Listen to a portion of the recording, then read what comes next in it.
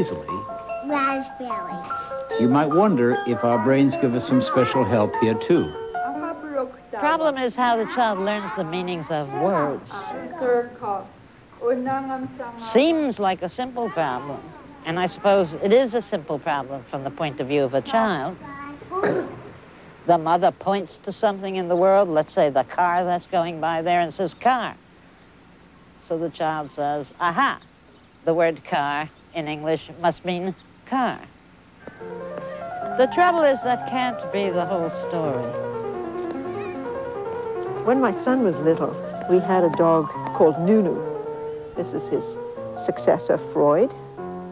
And Nunu was a wonderful dog, very different from Freud. She had hair all over her face and two black, shiny nostrils stuck out from the middle of it. Nicholas loved Nunu. He liked to poke his fingers in her nostrils. And as linguists, we were convinced that Nunu would be his first word. It had the right structure to it, two reduplicated syllables. And sure enough, Nunu was Nicholas's first word. But on the very same day, he pointed to a picture of a golden cocker spaniel on a photograph, and he said Nunu, very different from our own dog. So perhaps the word meant dog in general. But no, the very next day, he pointed to a black and white cow and said Nunu. So we thought maybe it means animal in general. But then we were in a shop, and he saw some pink furry slippers, like these ones.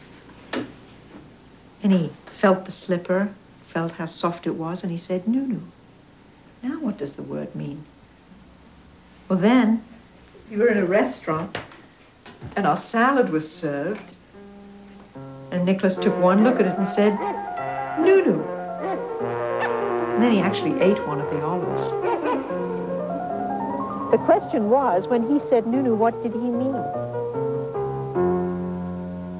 The trick in learning a word meaning is not so much using it to apply to that which you saw it applied to, but using it in the future to apply to new things.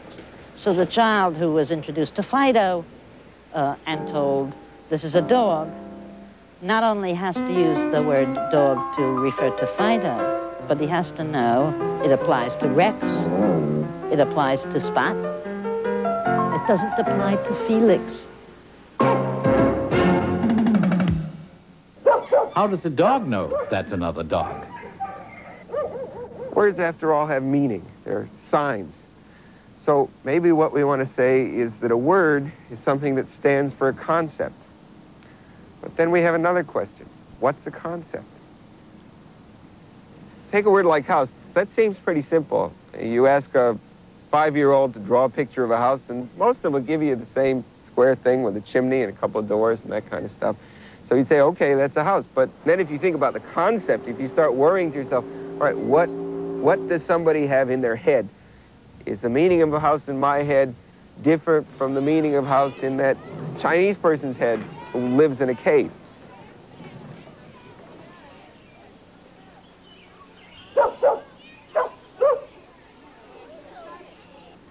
A simple homely item, a clothespin. What else is a clothespin after you learn this word? Well, how about that? Is that a clothespin?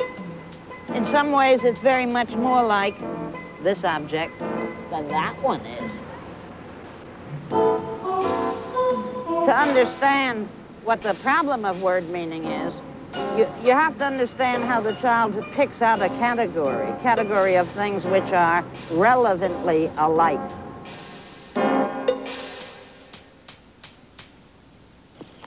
A dog is alive. Is the concept of alive the same for everyone? Do our concepts change as we grow up? What does the word alive mean? Are dogs alive? Yes, How come? because there's eyes and mouth and teeth and tongue, and there's a wagging tail. Wagging tail, okay. Bark. How about a worm? Is a worm alive? Yes. Ew. Does a worm have legs? No. No. Does it have teeth? No. Well, then how come a worm is alive? Because it moves. Okay. Well, then how about a car? Is a car alive? Yes. Mm-hmm. Because it moves. What do you think? I think it's alive too. What is a person referring to when he or she says a word? And how do we know? A rabbit scurries by. At Harvard University, philosopher W.V.O. Quine posed a question known as the Gavagai problem. Suppose you find yourself someplace you don't know anything about. Next to you, there's a man, and you don't know what language he speaks. At that moment, a rabbit crosses the horizon, and the man says to you, Gavagai. Gavagai. What does he mean? What do you think I mean? Gavagai. Blue rabbit. Blue rabbit. If you pretend that you can't understand my language at all, and I point up there and I say, Gavagai, what do you think I mean by that? Rabbit. Look at the rabbit. How do you know I don't mean fur? It could be animal, physical object, hippity-hop. Gavagai. Rabbit? The only evidence is that it's appropriate to announce Gavagai in the presence of a rabbit, but the rabbit is present only when rabbit parts are present, provided they're undetached rabbit parts. Furthermore, a rabbit is present only when the abstract attribute of rabbithood is manifested. But the abstract property of rabbithood is quite another thing from rabbits. How do you know that I didn't mean ears? All of these ideas apparently don't come to the child's mind. What comes to his mind is a rabbit. And the question is how this could be. For a child to learn a word meaning, it would help to have certain inherited assumptions. What assumptions? Have you ever seen one of these before? What might an inborn assumption be? Well, this here is called a flimmock. How do you do that? It's called a flimmock.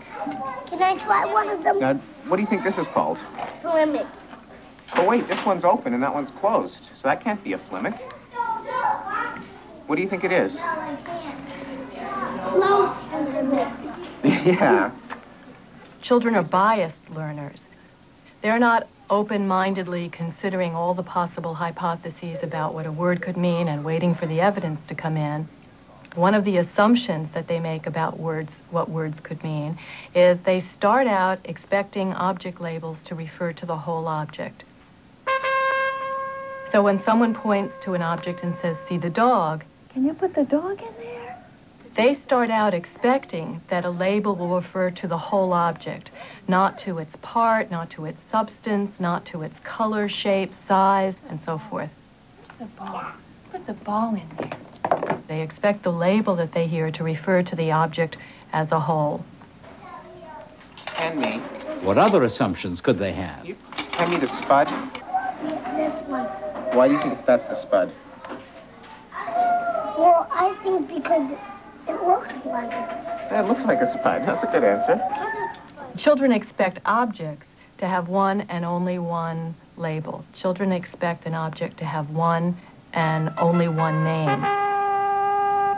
If the child already knows that that's called a flimmock, and he's asked to point to the spud, he can easily pick this object out because he knows that can't be a spud because it's a flimmock, and if it's a flimmock, it's not a spud.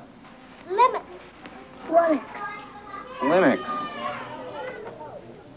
Words seem to be learned one by one, just what the common sense idea might be. Aminal. You learn language by learning an item, perhaps by explicit instruction, and in effect memorize them. Aminal. To a large extent, I would say, words might well be learned that way. Animal. Sentences surely aren't learned that way.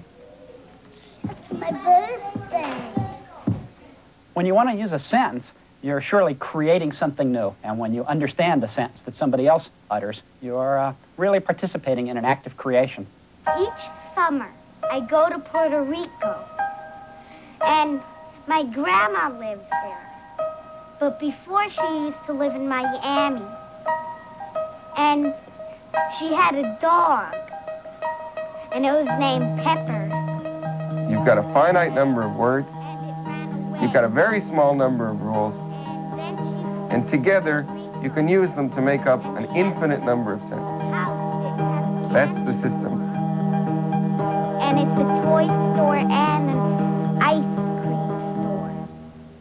The richness of the concepts that we employ and the minimal character of the evidence on which we've derived them essentially leaves no alternative but to believe that these concepts are available prior to experience and we're simply selecting them out of a store. And that means that in effect we're sort of born with them. For the claim to be right, that the human species has a common human language, wouldn't we have to find it being used even in far-off places? Like Papua New Guinea. Here on this island, many tribes with many cultures have lived apart from the rest of the world for eons. Are their languages anything like ours?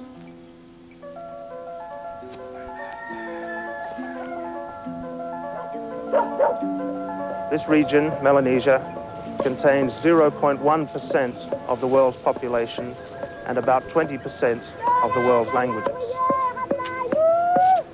There's nothing like this country in the world linguistically. This country has 750 different languages spoken by 3 million people. Some of them as different as English from French, some of them as different as French from Chinese.